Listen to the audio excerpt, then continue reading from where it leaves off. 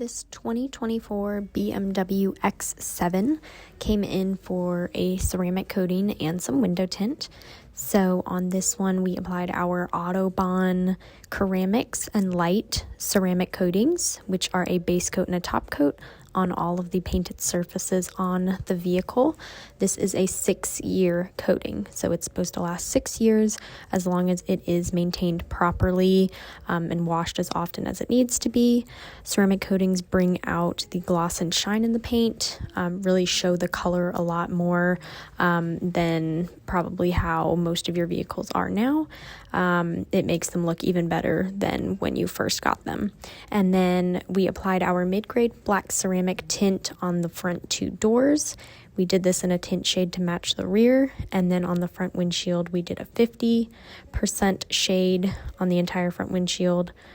We are located in Denver, North Carolina. If you want to contact us and you're local, and we can give you a quote.